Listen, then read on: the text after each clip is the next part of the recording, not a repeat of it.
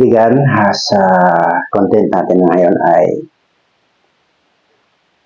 bubuksan natin ang malalim na mga katotohanan. Korinto, chapter 2, verse 10. Ngunit ipinahayag sa atin ito ng Diyos sa pamamagitan ng Espiritu Santo, sapagkat nasisiyasat ng Espiritu Santo maging ang mga malalim na bagay ng Diyos. So, through the Holy Spirit, we will know the deep things, yung malalim na mga bagay ng Diyos ang ipapaalam niya. So, ang content natin ngayon is malalim, na kung medyo mababaw pa yung ating pagkaunawa, posible kang mag-react. Pero kung tutulungan ka ng Holy Spirit, maaabot mo. Sapagkat malalim ng mga bagay ng Diyos yung ating pag-uusapan. Bago mo na ako magpatuloy, kung ikaw ay hindi pa nakasubscribe, pindutin ang subscribe button at ang notification bell upang ikaw ay maging updated sa ating channel at pag nag-upload tayo, una kang ma-inform patungkol sa mga bagay. Yun naman ay kung may interest ka sa mga bagay ng Diyos. So, kung wala naman, salamat sa iyong pagsulyap. Okay po, simulan na po tayo. Ang content po natin is The Father is God. The Son is God. The Holy Spirit is God. So, malalim ito. Kinakailangan natin ang gabay at tulong ng Holy Spirit para maabot natin. Sa Genesis, chapter 1, verse 26, dito ating makikita yung kalaliman ng Diyos. Na ang sabi ng salita ng Diyos, at sinabi ng Diyos, lalangin natin ang tao sa ating larawan. Yan sa ating wangis, at magkaroon sila ng kapangyarihan sa mga isda sa dagat, at sa mga ibon sa himpapawid, at sa mga hayop, at sa buong lupa. Sa bawat umuusad na nagsisiusad sa ibabaw ng lupa. Dito sa Genesis, makikita natin yung pagbalangkas ng Diyos ng kanyang mga plano at layunin. Unang katanungan, sino ang kausap ng Diyos? So, malaga nating makita yung kalaliman ng verse na ito. Isang verse to, pero malalim to. At kung wala ang Holy Spirit, imposible natin maunawaan. Kaya ang Diyos ay nagbalanggas ng panukala, ng plano at layunin. Sabi niya, lalangin natin ang tao ayon sa ating wangis. Tapos, na lalangin natin ang tao ayon sa ating larawan. So, dalawang bagay ang tinutumbok ng Diyos. Larawan at saka wangis. Ito yung unang plano na binabalanggas. Na gagawa sila ng tao ayon sa kanilang larawan. Ayon sa kanilang wangis. Ang pangalawang plano ay magkaroon sila ng kapangyarihan. So dito, sa pagbalangkas na ito ng plano at layunin ng Diyos, ang tanong, sinong Diyos ang nagbalangkas ng plano at layunin? Diba? Malalim. Sinong Diyos? Ano ang wangis ng Diyos na pagbabasihan para malikha ang tao ayon sa kanyang larawan? Malalim. At sino ang Diyos na may taglay na kapangyarihan para ang tao, paglikhain ng tao, ito'y pinag-usapan sa conference room ng langit. Ito makikita natin na hindi anghel ang kausap ng Diyos nang mag-usap-usap sila sa conference room ng langit habang binabalangkas ang plano at layunin sa paglikha ng tao. At dito, makikita natin na unang plano at layunin, nilikha sila ng tao, nilikha ang Diyos ng tao ayon sa kanyang larawan, ayon sa kanyang wangis. Kailangan nating makilala ang Diyos na sa kanya magmumula ang larawan at ang wangis ng tao. Tingnan natin yung kapahayagan ng salita ng Diyos. Saan tayo iniwangis? At sinong Diyos yung pinagkuhaan ng wangis ng tao na Diyos na may wangis ng tao? So dito ating makikita na sabi ni Jesus sa John chapter 4 verse 24, God is a spirit. Ang Diyos ay Espiritu. At sa Lucas 24:49, sabi ni Jesus, ang Espiritu ay walang laman at buto. Visible. Titingnan naman natin ang tungkol sa Holy Spirit. Sabi sa Mateo chapter 3 verse 16, matapos na bautismuhan si Jesus sa ilog Jordan, dumating ang Espiritu sa anyo ng kalapati. Dumapo sa balikat ni Jesus. So, ibig sabihin, hindi tayo ibinase sa wangis ng Diyos Ama.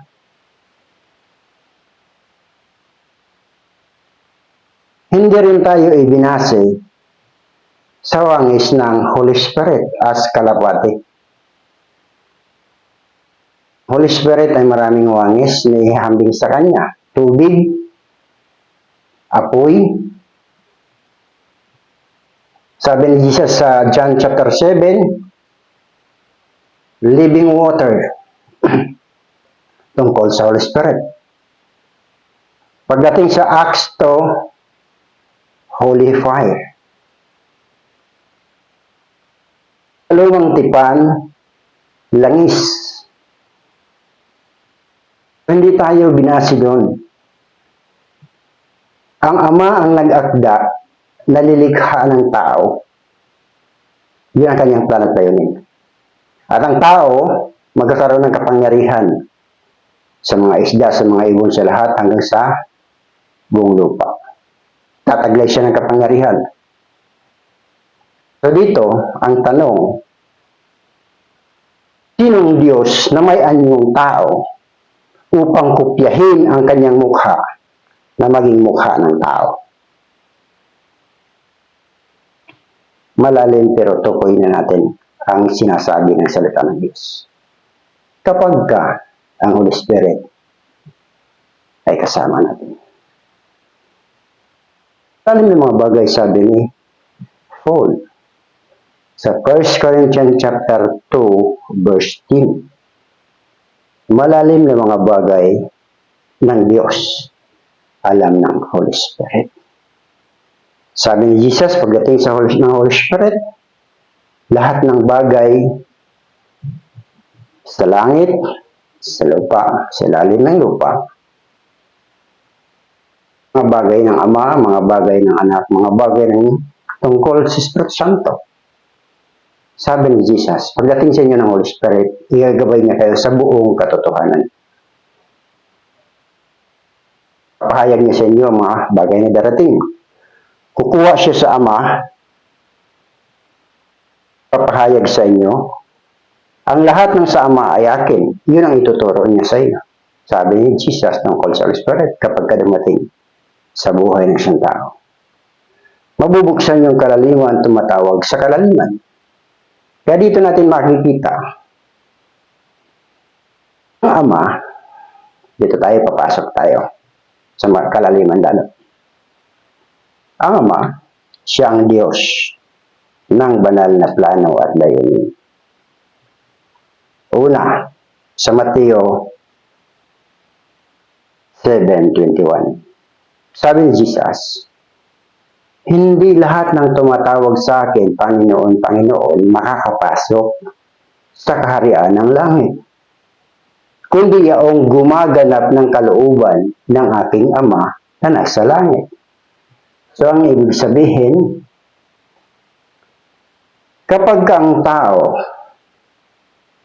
inilapit ni Jesus sa Ama, malalaman ng tao ang kalooban ng Ama. Kapag nalaman ng kalooban ng tao ang kalooban ng Ama, at ito'y kanyang susundin, gagawin, mas lalo pa ipapakilala ng Ama ang kanyang anak, sapagkat ang anak ang nagdala sa katuparan ng kalooban ng Ama. Sabi nga niya, sa John chapter 4, nanggaling sa bayan ang kanyang mga alagad, bumili ng tinapay. At pagdating nila, sabi ng kanyang mga alagad kay Jesus, Guro, kumain ka na. Ang sagot ni Jesus, meron akong pagkain, hindi niyo alam. Ang pagkain ko ay gawin at ganapin ang kalooban niya o nagsugok sa akin. Makikita natin na yung tungkol sa Ama, kapag nalaman natin kung ano ang kanyang kalooban,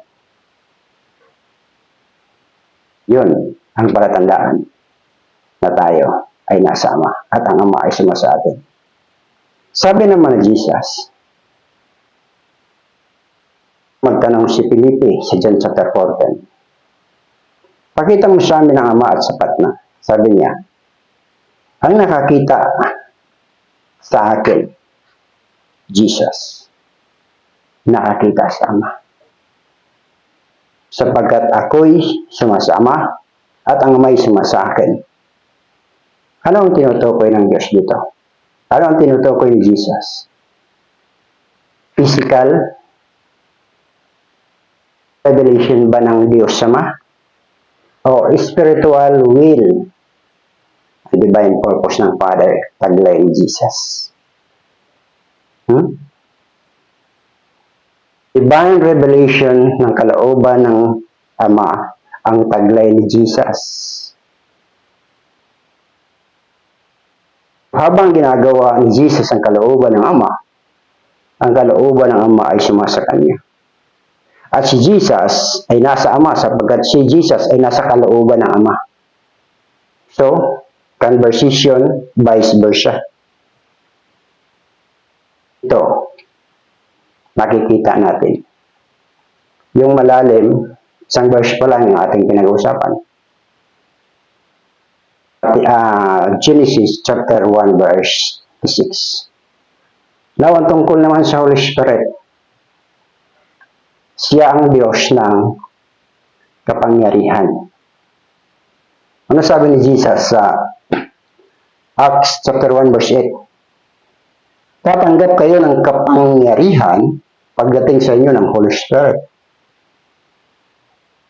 Kaya, ang plano at layunin ng Diyos Ama, sa Genesis pa lang, chapter 1, verse 26, na kailangan sa pagkalikha ng tao, ayon sa wangis ng Diyos, na pagkukunan ng anyo ng tao, larawan ng tao, pagkatapos na mabuo ang tao, tataglayin ng tao ang kapangyarihan ng Holy Spirit.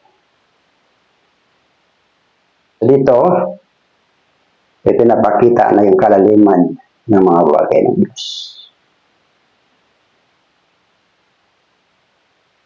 Hindi sinabi ni Jesus direkta, word by word, that He is God, but He proved what He does. Natunayan niya kung ano ang kanyang ginawa. At base sa katotohanan, kung tayo ay nasubukan na nating makapasok sa presensya ng Diyos, sa presensya ng Holy Spirit, at dinala tayo sa library ng Holy Spirit, tatlong klase lang na mahalagang libro na dapat nating makita.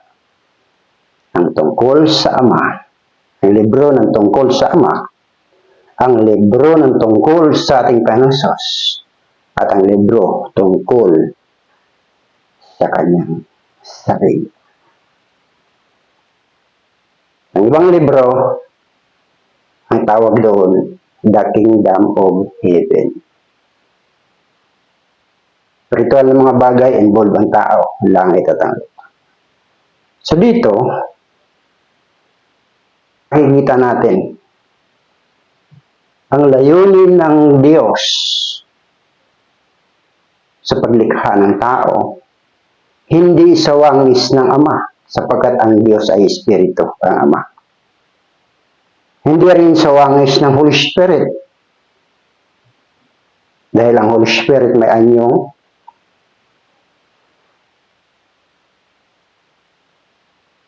apoy, langis, tubig, ulap.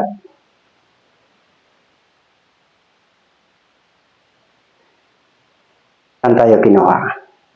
Sa wangis ng Diyos na nagkatawang tao.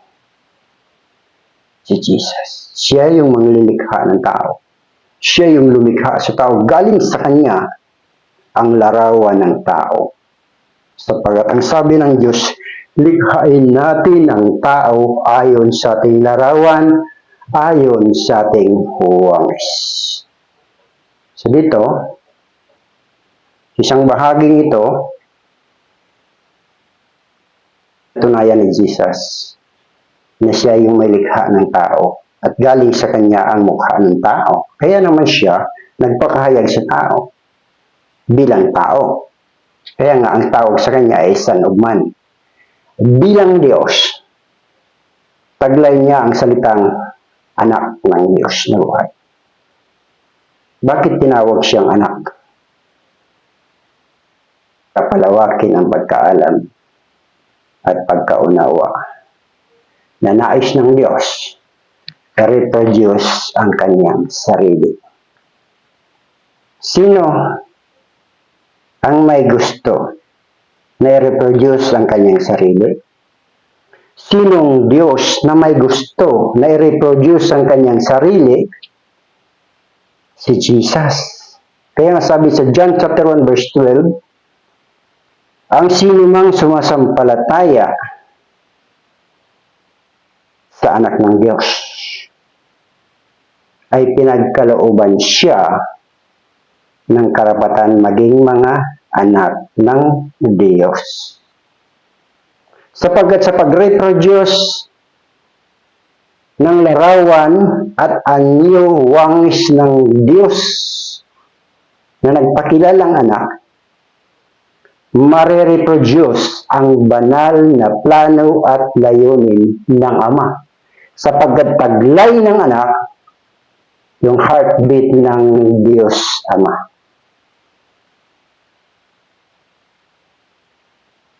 Nais i-reproduce ng anak ang kanyang sarili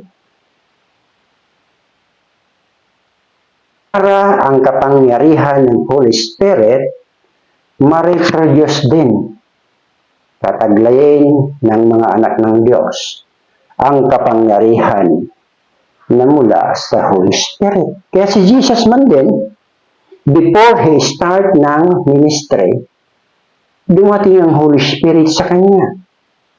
So, ibig sabihin, this is the deepest truth. Si Jesus ang pinakasentro ng Diyos Ama sa kanyang plano at layunin. Jesus ang pinakasentro ng kapangyarihan ng Holy Spirit. Ang Ama hindi mahahayag kung wala ang kanyang anak. ang kapangyarihan ng Holy Spirit ay hindi mahahayag kung wala si Jesus. Nga, throughout the Testament, gumagamit ang Holy Spirit ng katawang tao. Dangan dahil sa kahinaan ng tao, dahil sa kasalanan, at hindi kayang tanggihan ng tao ang kapangyarihan at ang puwersa ng kadiliman na nagdadala sa tao sa kasalanan, kinakailangan to the rescue na ang Diyos na pinagkuhaan ng larawan ng tao at nilikha ng Diyos ang tao ayon sa kanyang larawan. Si Jesus ay Diyos na nasaan yung tao sa Genesis chapter 1 verse 26. Sapagkat hindi naman tayo pwedeng kuhaan ng wangis ng Ama. Spirit ang Ama. Walang laman at buto. Sabi, ang Holy Spirit may anyong kalapati, hindi wala naman tayo pakpak.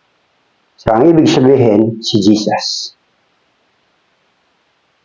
Jesus ay tuloy ng Diyos. Kaya hindi nagkamali ng sulat si Juan sa 1 John chapter 5 verse 20. Nang isulat ito ni Juan, taglay ni Juan ang unawa ng malalim na mga bagay ng Diyos. John chapter 1 pa lang sa aklat ng Gospel, malalim na ang pagkaalam at pagkaunawa na mayroon si Juan. Habang nagmamasid siya, nakikinig siya sa pagkakipag-usap ng Panginoong Kristo sa mga taong mayroong tinatawag na breakthrough of divine revelation knowledge. So dito ating makikita na ang plano at layunin ng Ama ay upang dalhin ang tao sa kaalaman. Now, paano natin malaman na ang Diyos Ama siya nga ang Diyos ng banal na plano at layunin? Jeremiah 29:11. For I know the thoughts that I think toward you. Sapagkat alam ko ang aking iniisip sa inyo. Sabi ng Diyos, sabi sa kanyang salita. The Old Testament is the revelation of the Father through the Spirit. Ngayon, paano tataglayin ng tao yung larawan at wangis ng Diyos Ama? Paano magkaroon ng bahagi ang Diyos Ama sa tao kapag kanilikha ng tao? Sapagkat yung visible manifestation ng tao ay mula kay Jesus, sapagkat siya ang Diyos na may anyong tao. Paano magkakaroon ng bahagi ang Ama na Espiritu na walang laman at buto?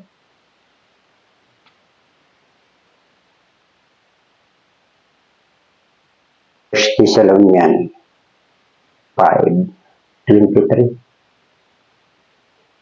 May tatlong bahagi ang tao. Spirit, soul, body.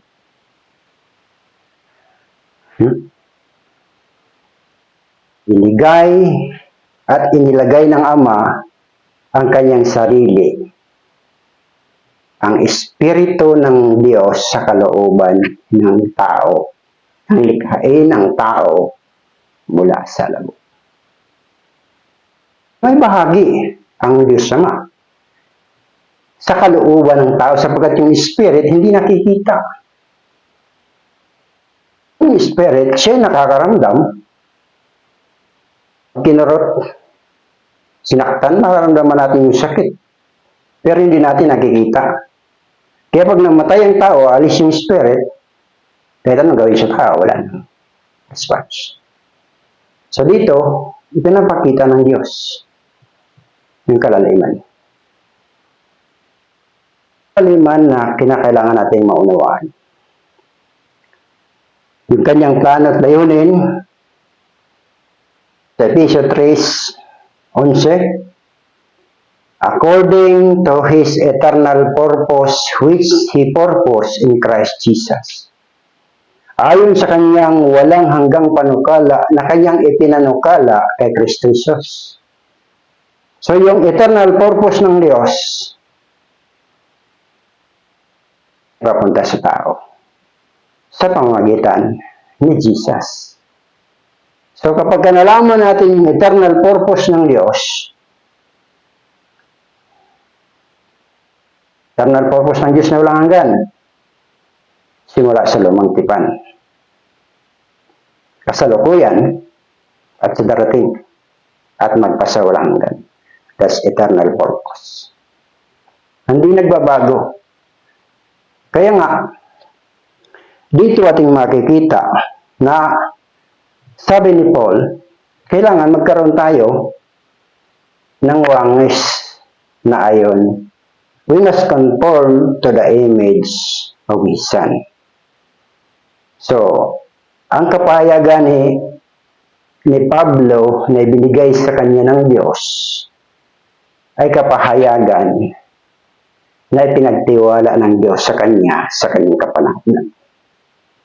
At ang kapahayagan na pinagtitiwala ng Diyos sa kasalukuyan, ito'y pinagtitiwala ng Diyos sa atin. Binubuksan niya habang papalapit ang eternity. Rapture. Sapagkat pagkatapos ng rapture, eternity na ang kasunod, maghahari na ang Diyos. Wala kang ganyan.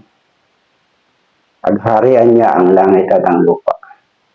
Kaya sabi ni Jesus, matapos niya ipakita ang kanyang pagsunod sa kalooban ng Ama para tubusin ang tao sa kasalanan. Kinakailangan maging sample si Jesus dahil siya yung pattern ng likhain ng tao. Maging sa kaligtasan ng tao, kailangan siyang maging pattern sapagkat sa kanya pa rin kinukuha yung wangis. Kaya nga, larawan at wangis, image and the character of Jesus. So dito, ating makikita na si Jesus o siyang magbata ng pagdarosa sa cross, namatay, ilibing at maling nabuhay. Bago siya bumalik sa langit, sinabi niya, ang kapangyarihan sa langit at sa lupa ay naibigay na sa akin. So, ang ibig sabihin, sa mga tao nagtataglay ng kanyang wangis, mga taong binigyan ng malalim na pagkaunawa ng Diyos tungkol sa kanyang anak,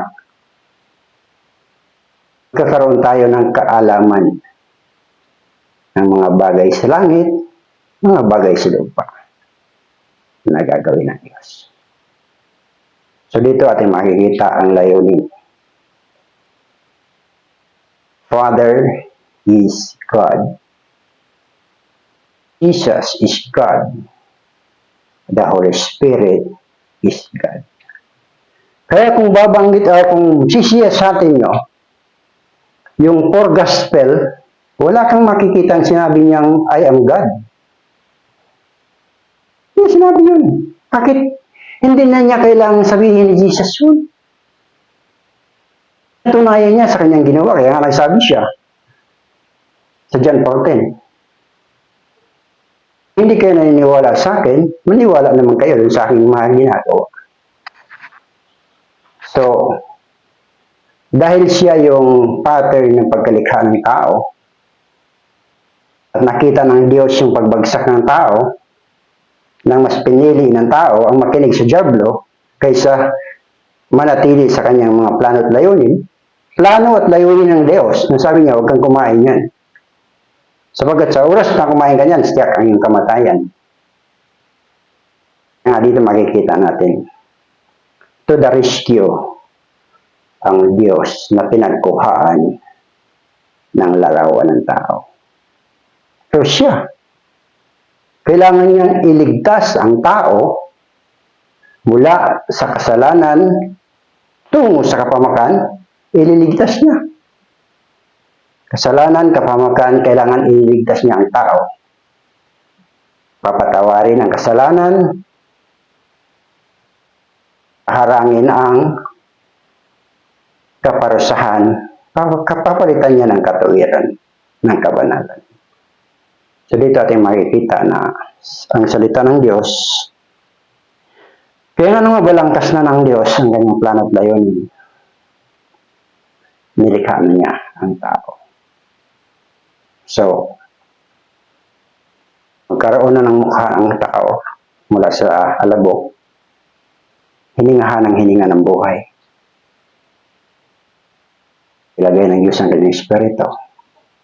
Yung spirit na yon, yun yung makikipag-communicate sa Diyos. Ang espiritu ng tao ay nagkasal. Naroon lang siya, pero wala siyang lakas. Control siya ng kasalanan ng spirit ng evil. Dumating si Jesus at ibinigay ang Holy Spirit, doon palang magiging active ang espiritu ng Diyos upang ang tao tumayo, makipag-usap sa espiritu ng Diyos. Kaya nga sabi ni Pablo, tayo hindi marunong manalangin, ngunit ang spirit na nasa loob natin, siya ang nakikipag-usap. Ang tao na nanalangin sa Diyos. So, purihin ng Diyos sa bahaging ito ng ating pinag-aaralan.